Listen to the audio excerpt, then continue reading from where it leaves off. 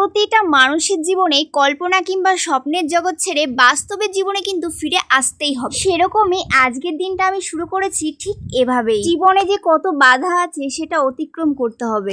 একটা জিনিস দেখবে তোমরা, দেখো কালকে বাবা মা আমার জন্য দুটো ফুচকা রেখেছিল, তার মধ্যে রাত্রে খেয়েছে একটা, আর একটা এখনো খেতে ইচ্ছে করছে না। মানে এগুলোতে এত পরিমাণে গ্যাস হয় না, এগুলো অ্যাভয়েড করাই ভালো। আজকে শরীরটা এত পরিমাণে খারাপ লাগছে, মায়ের সঙ্গে কোনো কাজকর্মই ঠিকঠাকভাবে করতে পারিনি। মায়ের জন্য রেখেছিলাম চকলেট, মা না খেয়ে আমার জন্য রেখে দিয়েছি। দেখো কাণ্ড। রান্না বান্না করতে কিন্তু মন্দ লাগে না, রান্নার জিনিসগুলো যদি নিজের মনের মতো হয়। আজ যেহেতু বাড়িতে নেই, আজকের হাফ রান্নাটা কিন্তু আমাকেই করতে হচ্ছে। মা ভাত আর মাছের তরকারি রান্না করে গেছে, এখন এই যে ডাল বসিয়ে দিলাম, তারপর ডিম ভাজবো, ডাল আর ডিম ভাজা। আজ অনেক দিন পর ডালের মধ্যে আলু দিচ্ছি, তোমরা এভাবে খেয়ে দেখবে অনেক টেস্টি লাগে। আমার টোনাটুনিরাও চলে এসেছে এরই মধ্যে।